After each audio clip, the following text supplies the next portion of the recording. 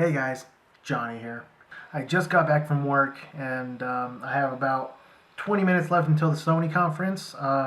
So I wanted to take the time to talk about Microsoft's E3 conference and what I thought about it. First of all, I'd like to say that it did show growth.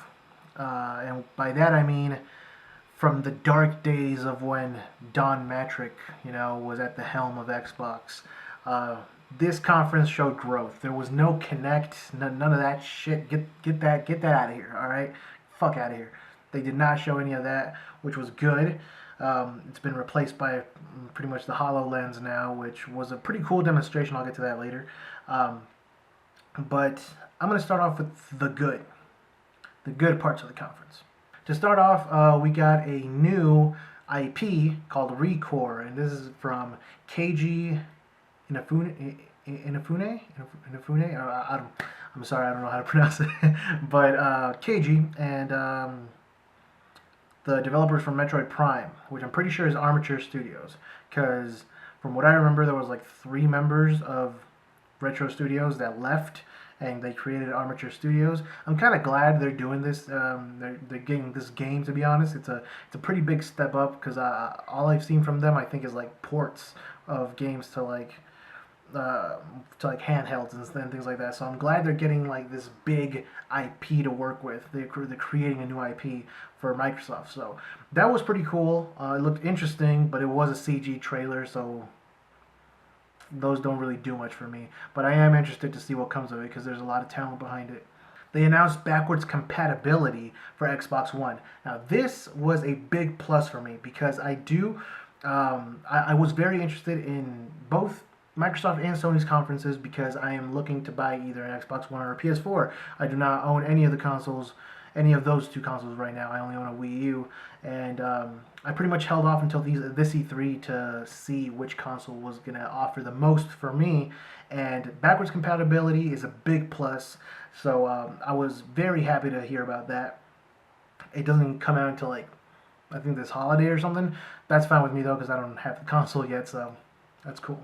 Rare finally made their return, and if you would like to call it that, their return to actually developing some cool games.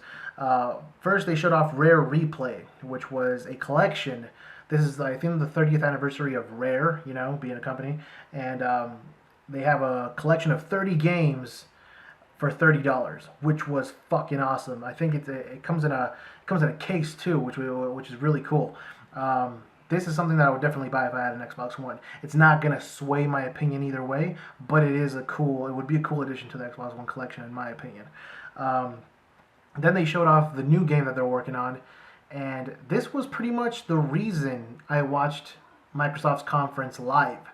I never watch Microsoft's conference live, to be honest. Like I tried it once in like 2011 and was bored out of my mind. But I wanted to see it because I was like, there's so many hints that Retro's game is going to be there. I want to see that live and record my reaction. And many people were saying, oh, it's a new Battletoads or it's a new Banjo, and I was like, holy shit! Like I was getting so pumped up, and that was the only reason I was getting pumped up because I thought it was going to be a Rare IP that we all know and love. I don't know which one. I thought it was just going to be one of Rare's IPs that we know.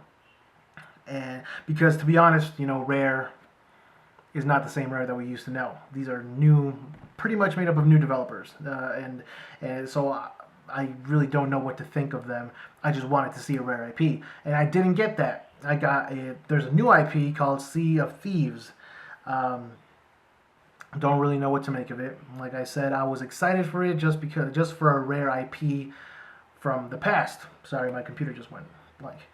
That's what I was excited for. So this is a new IP with developers I don't really know, so I can't really say. Well, I don't really know what to think about it. I was a little let down by it.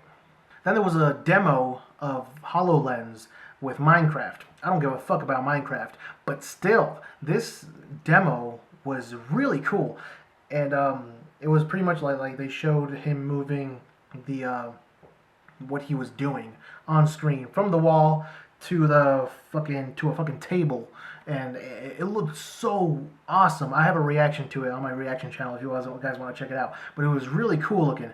I'm not gonna get the HoloLens anyway because I'm not really interested. But it was a really cool demo, and it was very smart of them to do a demo of it with Minecraft, which is a fucking juggernaut. People buying it left and right. That was a really cool decision. Very good decision by Microsoft. Other than that, Microsoft played it pretty safe this E3. Lots of shooters, lots of I don't know, just games that we all know, we expect, and games like The Division, Forza. I call it Forza. People say Forza, but I call it Forza. Games like that, they're cool, but they're not hype worthy for me. So I was kind of bored during the whole presentation. It was a good presentation. It was game after game after game. They did a really good job in comparison to like recent years in their conferences. I think Microsoft did a really good job, but nothing that really appealed to me. So that's my review of Microsoft's E3 2015 conference. I think I'd give it a 3 out of 5. Yeah, it wasn't terrible, but it wasn't amazing. It was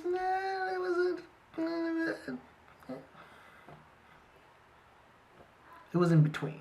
So it didn't really sway me to purchase an Xbox One. We'll see what Sony has in store, but this conference didn't really do much for me. It was an improvement over the past conferences, though. So hats off to Microsoft for that. Anyways, that's my review. I'm going to go watch Sony's conference now. Hopefully they have some megatons to drop on us. Thanks for watching, guys. I'll see you guys next time.